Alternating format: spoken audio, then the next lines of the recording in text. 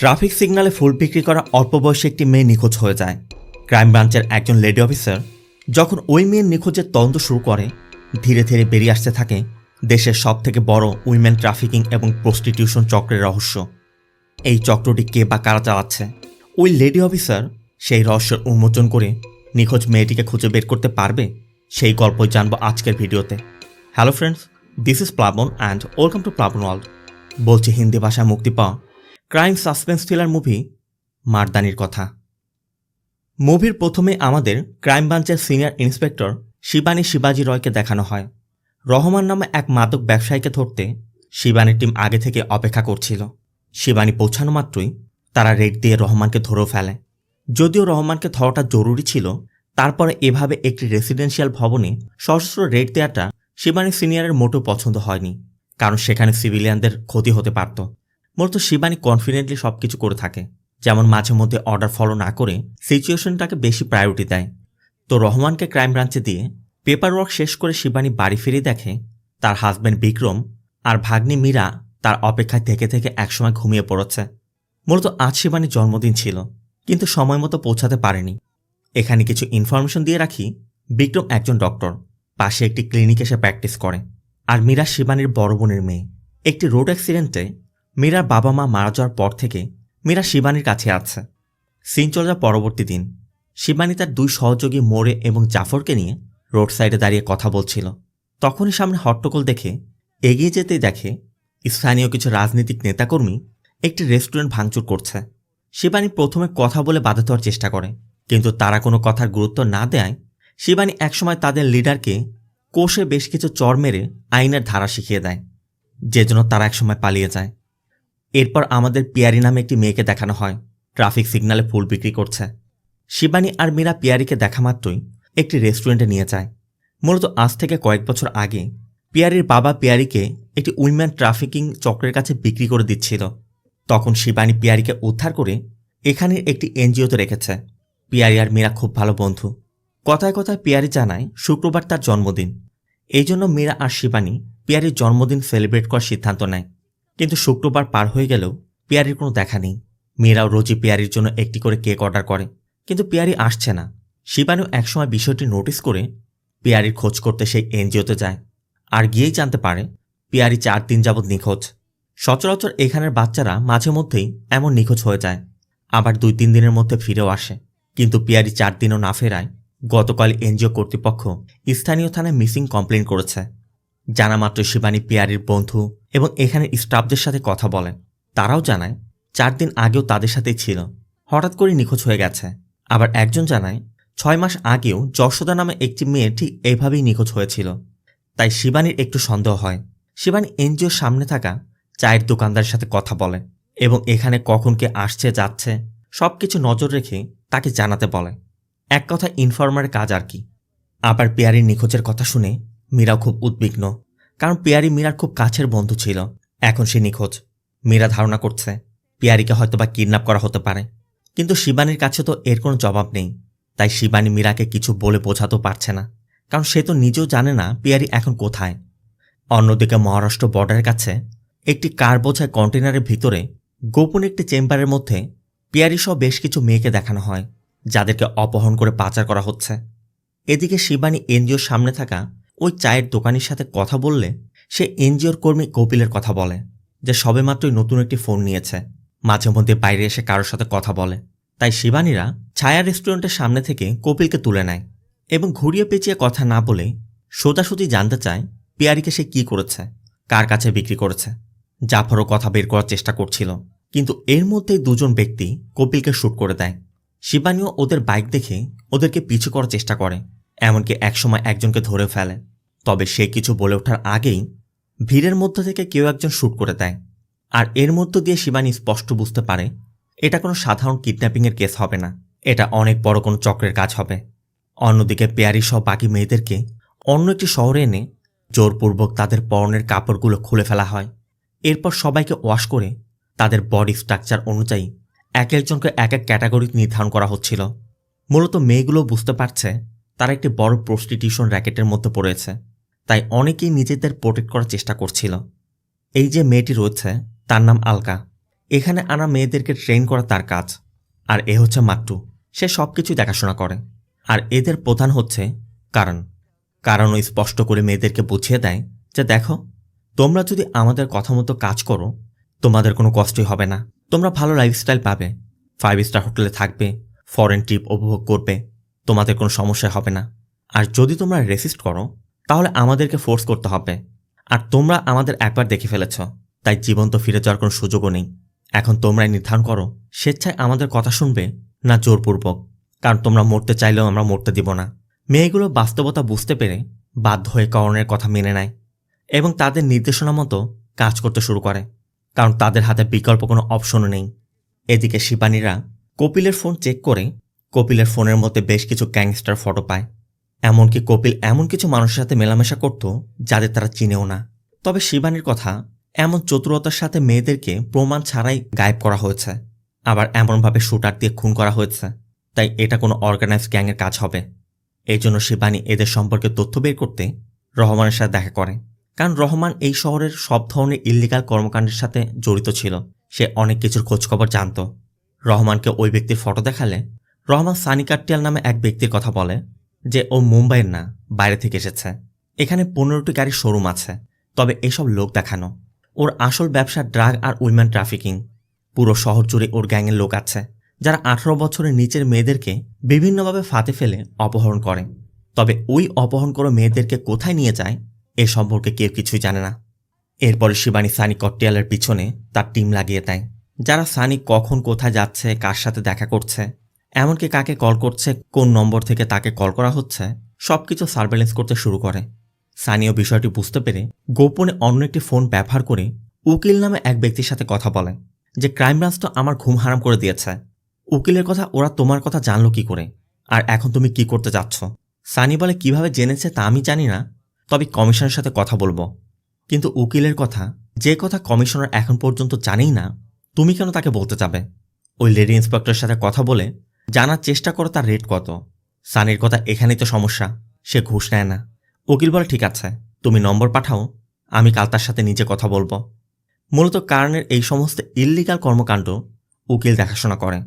এখানে কোথায় কাকে পাঠাবে, কোত্থেকে কোন মেয়েদেরকে আনানো হবে, পেমেন্ট সেটেল করা, ক্লায়েন্টদের সাথে ডিল করা, সবকিছু উকিলই করে থাকে।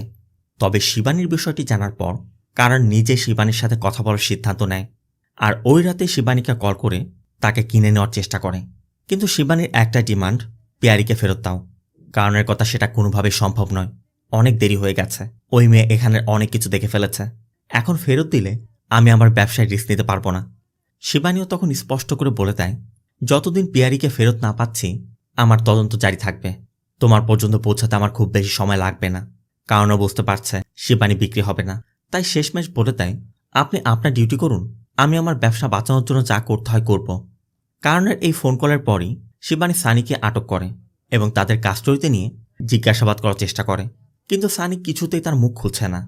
আর অন্যদিকে শিবানীর সাথে কথা বলার পরই কারণ তড়িঘড়ি করে পিয়ারিকে নিলামে তুলে এক বৃদ্ধ ব্যক্তির কাছে বিক্রি করে দেয়। তবে এটা পার্মানেন্ট নয়, মাত্র 1 রাতের জন্য। মূলত ভার্জিন মেয়েদেরকে তারা এভাবে নিলামে তুলে ধনকুবেরদের শয্যা হিসেবে সেল করে। আবার শিবানীরা যত চেষ্টাই করুক না কেন সানির মুখ থেকে কোনো কথাই বের করতে পারছে না, তাই শিবানী নির্দেশ দেয় ও যেন কিছুতেই ঘুমাতে না পারে, ওকে মেন্টালি টর্চার করো, মুখ খুলতে বাধ্য। আর সানিকে আটক করার বিষয়টি জানার পরই শিবানীকে থামাতে কারণ বিকল্প একটি পন্থা অবলম্বন করে। কারণ খোঁজ নিয়ে জানতে পারে কিছুদিন আগেই শিবানীর ওই রাজনীতিবিদের সাথে ঝামেলা হয়েছিল, তাই তার সাথে কথা বলে তাকে দিয়ে শিবানীর হাজব্যান্ড বিক্রমের ক্লিনিকে হামলা করায়। এমনকি অভিযোগ তুলে যে বিক্রম এক নারী পেশেন্টের শ্লীলতাহানি করার চেষ্টা করেছে। পরিস্থিতিটা এতটাই ঘোলাটে হয়ে যায় যে শিবানী চাইতেও কিছু করতে পারছিল না। চোখের সামনে তার স্বামীর এই অপমান অপদস্থ দেখে যাচ্ছিল। তবে শিবানী স্পষ্টই বুঝতে পারছে কাজটা কে করতে পারে, কারণ এই ঘটনার পরপরই কারণ শিবানীকে কল করে ঘটনার জন্য দুঃখ প্রকাশ করে এবং আবার ওয়ার্নিং দেওয়ার চেষ্টা করে। এই জন্য শিবানীও কারণকে চ্যালেঞ্জ করে বলে, আমি জানি না তোর নাম কি, তুই কোথায় লুকিয়ে আছিস, আর পিয়ারিকে বা কোথায় রেখেছিস, তবে আমি মাত্র 30 দিনের মধ্যে তোকে খুঁজে বের করব। এখান থেকে সিন চলে যায় কারণের অ্যারেঞ্জ করা এক প্রাইভেট পার্টিতে, যেখানে মাট্টু তান্দন নামে এক পলিটিশিয়ানকে কনভিন্স করার চেষ্টা করছে। মূলত কিছুদিনের মধ্যেই মিনিস্টার আসবে, তাই মাত্রা ওই মিনিস্টারের প্রাইভেট পার্টি অ্যারেঞ্জ করার ডিল করতে চাইছে, কারণ এই ডিলটি করতে পারলে তারা কোটি টাকা বিজনেস করতে পারবে। বিনিময়ে তারা তান্তুনকে তার পছন্দ মতো ড্রাগ আর যে কোনো মেয়েকে দিতে প্রস্তুত। অবশ্য একসময় তাকে কনভিন্স করেও ফেলে। আবার সানিকে বেল করানো হয়েছে, কিন্তু সানি এখন নিরাপদ নয়, শিবানীর টার্গেটে আছে। তাই কারণ আর উকিল সানিকে সরিয়ে মাট্টুকে মুম্বাই পাঠানোর সিদ্ধান্ত নেয়। উকিলও একসময় সানিকে কল করে বলে দেয় যে আপাতত কয়েকদিন আন্ডারগ্রাউন্ডে থাকো, রাতের বেলা আমার লোক গিয়ে তোমাকে পিক করবে, সবকিছু ঠিক হলে তারপর আবার ফিরে আসবে। এই জন্য উকিলের কথা মতো সানি রাতের বেলা উকিলের পাঠানো লোকের সাথে বেরিয়ে যায়। তবে কিছু দূর যাওয়ার পরে সে বুঝতে পারে সে ধোঁকা খেয়েছে, কারণ উকিলের যে লোক পাঠিয়েছে সে সানিকে বাঁচাতে নয়, সানিকে মারতে এসেছে। কিন্তু ওই কিলার সানিকে মারার আগেই শিবানীরা এসে পিছে থেকে শ্যুট করে দেয় এবং সানিকে উদ্ধার করে নিয়ে সানিকে সবকিছু খুলে বলে যে যতই সানি তাদের হয়ে কাজ করুক না কেন, তারাই এখন নিজেদেরকে বাঁচাতে কিভাবে তাকে মারতে যাচ্ছিল। সানিও বুঝতে পেরে সবকিছু ফাঁস করে দেয়। সানি উকিলের কথা বলে যে আমি তার কথাতেই সবকিছু করতাম, কিন্তু শিবানীর কথা ফোনে কথা বলে তো আমার মনে হলো ও 25 থেকে 30 বছরের কেউ হবে, তুমি বলছো 50 বছরের ঊর্ধ্বে।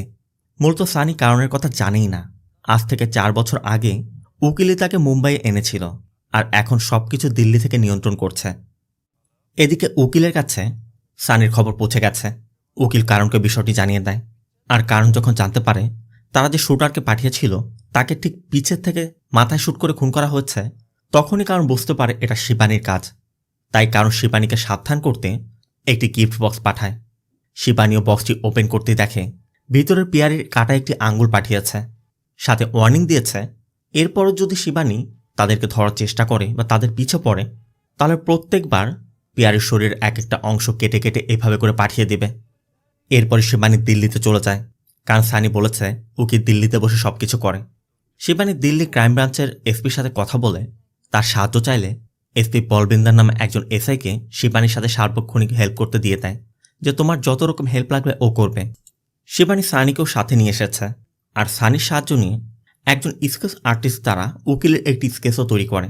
সানি বলে এই লোকের সাথে আমি কাজ করি, সবাই ওকে উকিল নামে চেনে, কিন্তু ওর আসল নাম আজ পর্যন্ত কেউই জানে না। এক এক সময় এক এক শহরে গিয়ে এক এক নাম দিয়ে এক একটি কোম্পানি খোলে, কিন্তু কোনো কোম্পানি 6 মাসের বেশি টেকে না, মানে 6 মাস পরে কোম্পানি বন্ধ করে উধাও হয়ে যায়। বলবিন্দানের কথা এমন কোনো ব্যক্তির কথা আমরা কখনো শুনিনি। শিবানীর কথা তাহলে ওর কাছে আমরা কিভাবে পৌঁছাবো? সানি বলে ওর কাছে পৌঁছানোর 2টা মাধ্যম, এক নারী, আরেকটি হচ্ছে মাদক।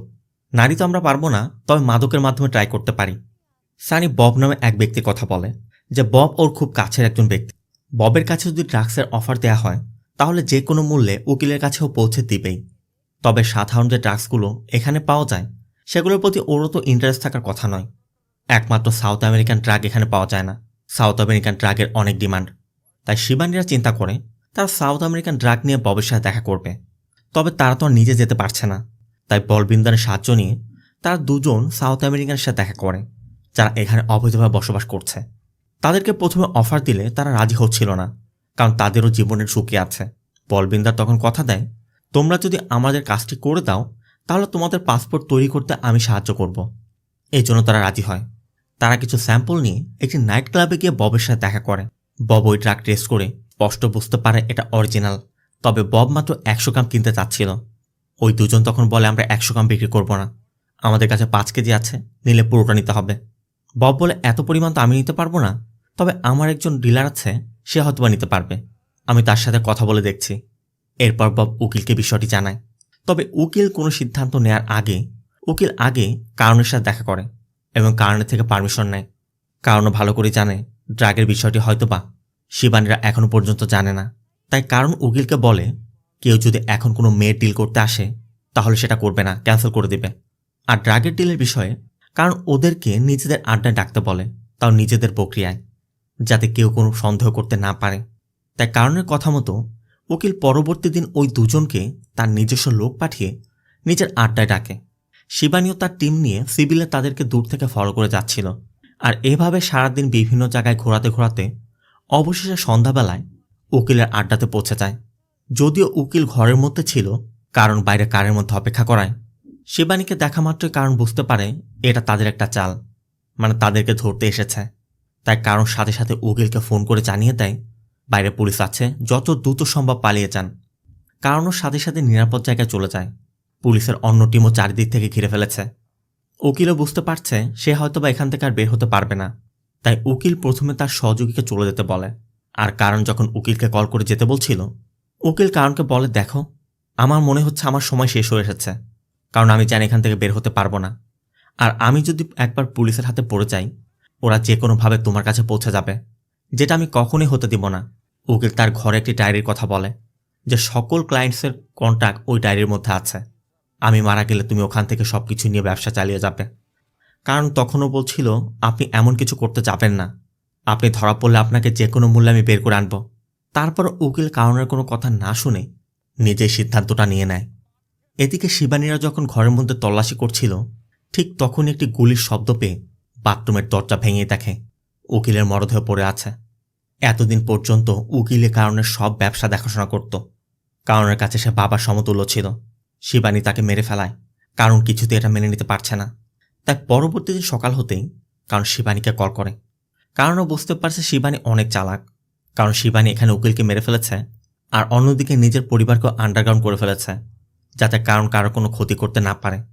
কারণ এখন চিন্তা করছে শিবানীকে সে কীভাবে মারবে, কারণ শিবানীকে সে এমনিতে ছাড়বে না। কারণের সাথে শিবানীকে এটাও বলে, তুমি আমার কিছুই করতে পারবে না, কারণ এখনও আমি জীবিত আর আমার নিজের ঘরে বসে আছি, কিন্তু তুমি আমার এলাকায় প্রবেশ করেছ, যদি পারো নিজেকে বাঁচাও। অন্যদিকে পেয়ারিদের মতো আরও নতুন কিছু মেয়েদেরকে আনা হয়েছে। মূলত এই সকল মেয়েদেরকে দিয়ে ড্রাগ সাপ্লাই করার একটা প্ল্যান করা হয়েছে। তাদেরকে ড্রাগ ভর্তি কিছু ট্যাবলেট খাওয়ানো হচ্ছিল। 5 থেকে 7 জন মেয়েদেরকে পেট ভর্তি করে এই ড্রাগগুলো দিয়ে অন্য দেশে পাচার করার প্ল্যান করা হচ্ছে। কারণও চেক করতে এসে আলকাকে সতর্ক করে দেয় যে গতবার বেশ কিছু মেয়ের পেটের মধ্যে ট্যাবলেট ফেটে গিয়েছিল, এবার যেন এমনটা না হয়। সাথে এটাও লক্ষ্য করে এখানে একটি মেয়ে ডেঙ্গু হয়েছে, সে খুবই অসুস্থ, কিন্তু অসুস্থ মেয়ে তো কারণে কোনো কাজে আসবে না। তাই কারণ তাকে রাখতেও চাচ্ছে না, কারণ মাট্টুকে ব্যবস্থা নিতে বলে।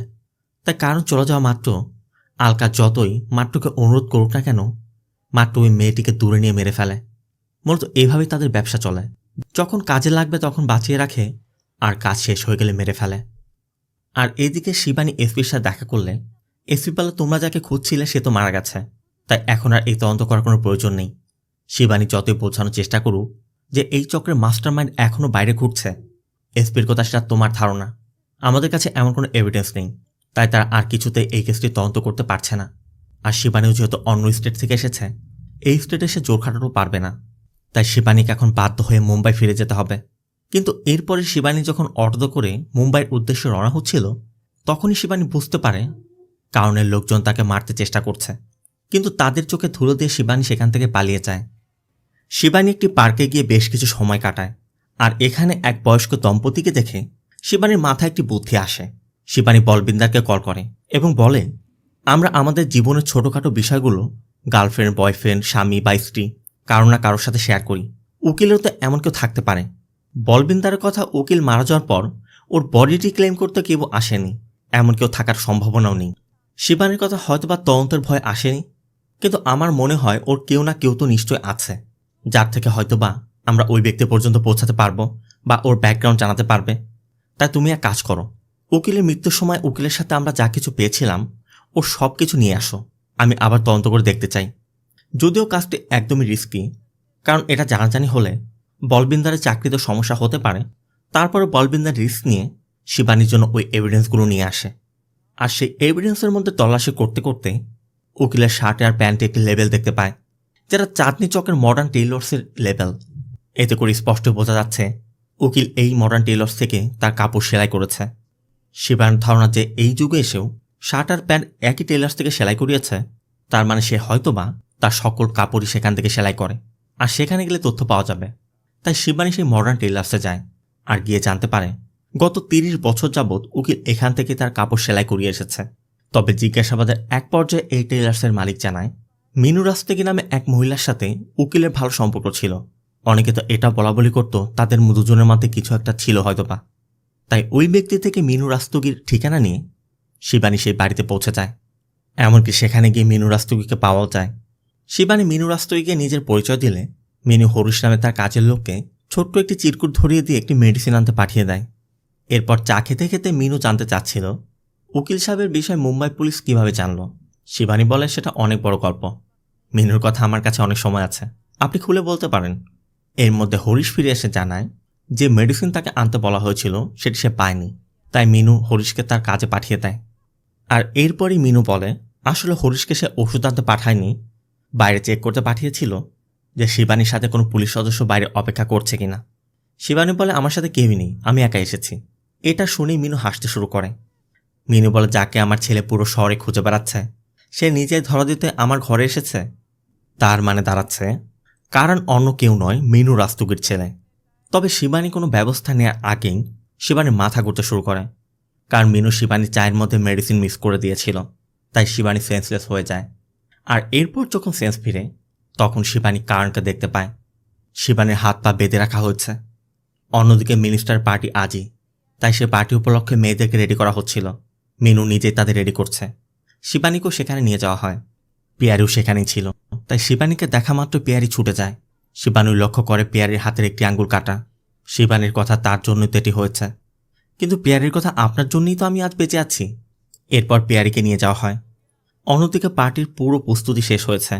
মিনিস্টারও কিছু সময়ের মধ্যে চলে আসবে। এই পার্টিতে ঢোকার একটা নিয়ম আছে, প্রবেশপথেই তাদের মোবাইল ফোনগুলো জমা রাখতে হয়, আর সেগুলো একটি নির্দিষ্ট লকার তালাবদ্ধ থাকে। মানে ভিতরে কি হচ্ছে, কে আসছে যাচ্ছে কোনোভাবে কন্ট্যাক্ট করা সম্ভব নয়। অন্যদিকে শিবানীকে হোটেলের একটি রুমের মধ্যে এনে বেঁধে রাখা হয়েছে। কিছুক্ষণের মধ্যে মিনিস্টার এসে পড়ে, কারণ নিজে তাকে রিসিভ করে নিয়ে আসে এবং অফার করে আপনার জন্য স্পেশাল একটি গিফট আমি উপরে সুইটের মধ্যে রেখে এসেছি, আপনি চাইলে টেস্ট করে দেখতে পারেন। এই মিনিস্টারও ছিল একটা হারামি। মিনিস্টারও সেই সুযোগটি আর হাতছাড়া করতে চাচ্ছিল না, তাই সে উপরে সুটে চলে যায়। আর গিয়েই দেখে এখানে শিবানীকে আটকে রাখা হয়েছে।